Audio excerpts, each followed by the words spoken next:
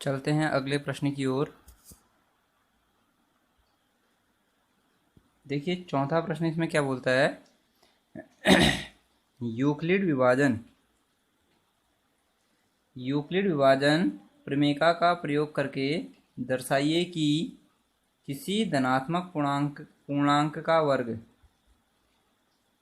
किसी पूर्णांक m के लिए 3m या 3m धन 1 के रूप का होता है। ठीक है, तो मान लेते हैं, माना a एक धनात्मक पूर्णांक है। माना a एक धनात्मक पूर्णांक है।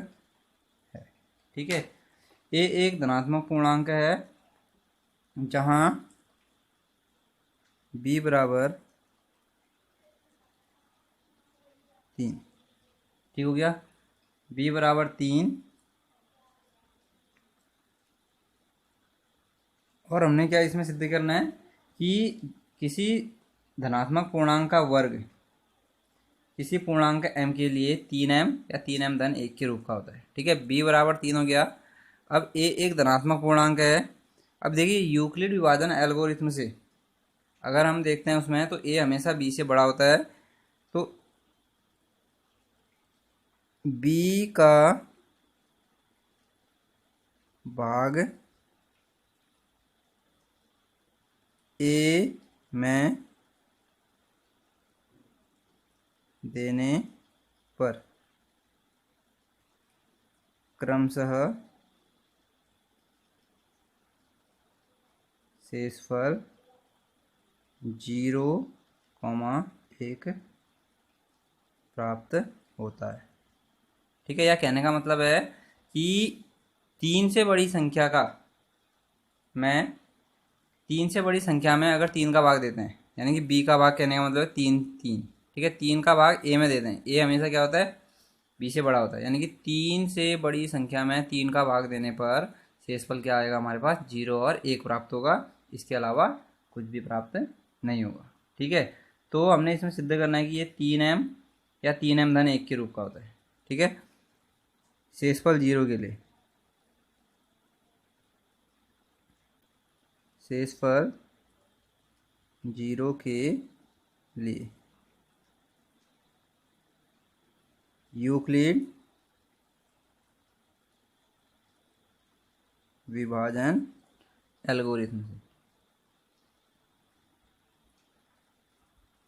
क्या होती है यूक्लिड विभाजन एल्गोरिथम, a बराबर BQ प्लस R से। ठीक है, हमें यहाँ पर देखो किसका मान पता है, b का मान पता है। a बराबर 3 Q धन 0। ठीक हो गया, तो अब यहाँ पर देखें हमसे क्या पूछ रखा है इसने, का वर्ग। ठीक है, धनात्मक पूर्णांक का वर्ग। ठीक है, तो धनात्मक पूर्णांक का वर्ग कह रहा है, तो वर्ग कर देते हैं हम इसका। वर्ग करने पर वर्ग करेंगे तो ये आ जाएगा a स्क्वायर बराबर 3q का वर्ग पूरे का वर्ग हो जाएगा। ठीक है, 0 का वर्ग तो 0 ही रहेगा, तो a स्क्वायर बराबर आ जाएगा 3 गुणा 3 क्यू, 3 गुणा 3 हो जाएगा क्योंकि पूरे का स्क्वायर है, q का वर्ग q स्क्वायर। ठीक है, अब हमने ये दिखाना है कि ये 3m के रूप में होता है, इसलिए हम मान लेते हैं जो ये हमने दिखाना है 3q स्क्वायर बराबर है। ठीक है, क्योंकि 3q स्क्वायर बराबर है। ठीक है, तो यहाँ पर देखो 1 3 हमारे पास बच गया पहले से, और ये पूरा 3q स्क्वायर हमारा किसके बराबर हो गया, m के बराबर, यानी गुणा m। तो ये आ जाएगा हमारा देखो a स्क्वायर बराबर 3m। पहला आ गया हमारा, सिद्ध हो गया। तो पहला हमसे पूछ रहा था कि कोई किसी भी धनात्मक पूर्णांक का वर्ग किसके रूप का होता है, 3m। तो देखो वर्ग 3m। ठीक है, अब शेषफल बराबर 1 के लिए शेषफल r बराबर 1 के लिए किससे? यूक्लिड विभाजन एल्गोरिथम या प्रमेय से। ठीक है, तो क्या है वो हमारे पास? ए बराबर क्यू बी प्लस आर से। तो ए का मान कितना है? ए ही है, क्योंकि कोई भी धनात्मक पूर्णांक हो सकता है। क्यू का मान हमें पता है कितना? नहीं पता है, क्यू रहेगा। बी का मान पता है हमें कितना? 3। तो 3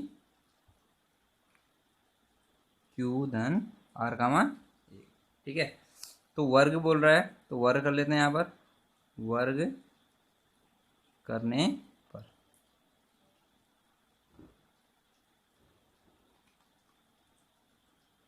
ठीक है, वर्ग करने पर ए का वर्ग हो जाएगा और यहाँ 3 क्यू धन 1 का वर्ग हो जाएगा, क्योंकि दोनों पक्षों का वर्ग होगा यहाँ पर। ठीक है ना, तो वर्ग करने पर देखो पूरे का वर्ग होगा, ना कि पहले इसका होगा उसका, पूरे का वर्ग होगा। तो खोल देते हैं, ये हो जाएगा ए स्क्वायर बराबर, यहाँ पर लग जाएगा हमारे पास 3 क्यू का वर्ग धन 1 का वर्ग धन 2 गुणा 3 क्यू धन 3 क्यू गुणा 1। तो ये आ जाएगा हमारे पास 3 का वर्ग 9, या इसको इतना है 3 गुणा 3 क्यू स्क्वायर, क्यू का वर्ग क्यू स्क्वायर धन 2 गुणा 3 क्यू और 1 का वर्ग कितना हो जाएगा? 1। ठीक हो गया। अब यहाँ पर देखो इस वाले पक्ष से क्या कॉमन आ रहा है? देखो 3 कॉमन आ रहा। क्या कॉमन आ रहा? 3। तो यहाँ से हम 3 कॉमन ले लेते हैं, अंदर क्या बच जाएगा? यहाँ से 3 क्यू स्क्वायर धन यहाँ क्या बच जाएगा? 2 और धन है, क्योंकि केवल इतने से कॉमन लिया है इसलिए ये। ठीक हो गया। अब यहाँ पर जो 3 क्यू स्क्वायर धन 2 है, इस पूरे को हम मान लेते हैं, यहीं पे समझना।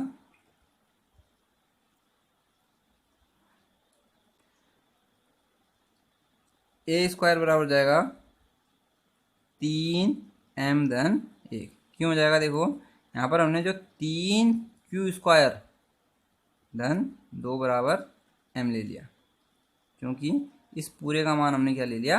m। ठीक है, तो अतः हम क्या कहते हैं? अतः किसी भी धनात्मक पूर्णांक का वर्ग किसके रूप में होगा? 3m या 3m धन 1 के रूप का या रूप में होता है, रूप में होता है। ठीक है, ठीक पांचवा प्रश्न भी ठीक इसी प्रकार से है, वहाँ पर घन करना है। ठीक है ना, तो जो तुम्हारा होमवर्क हो गया 5वां प्रश्न, ठीक है, HW 5वां प्रश्न, तो ये कर लेना। ठीक है, मिलते हैं कल अगली वीडियो में।